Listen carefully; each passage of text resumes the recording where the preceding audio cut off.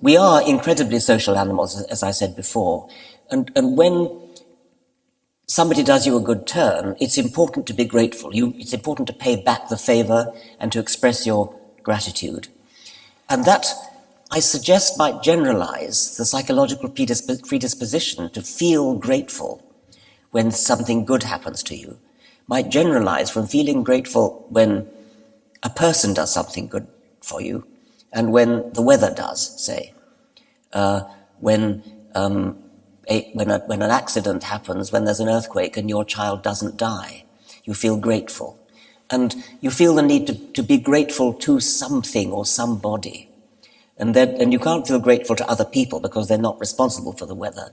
So you conjure up a fictitious person to feel grateful to. And that's a special case, really, of the idea that it's good survival practice to suspect agents in nature.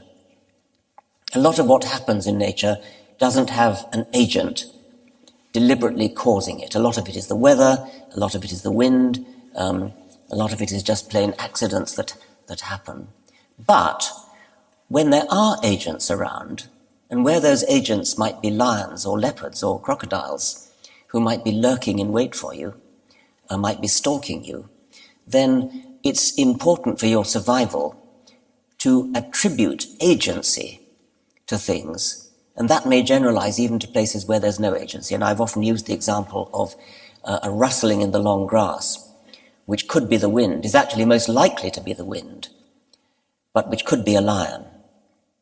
And although the odds are that it's the wind, your best bet is probably to assume that it's a lion, because if you get the bet wrong, if you bet on it being the wind and your bet is wrong, that's rather tragic. So there may be a psychological predisposition to invent agents where there aren't any. And this same psychological predisposition generalizes itself to wind gods and thunder gods and lightning gods and river gods and sea gods and things like that, which then become merged later on in cultural evolution into the named gods like Thor and Zeus and Apollo and Yahweh.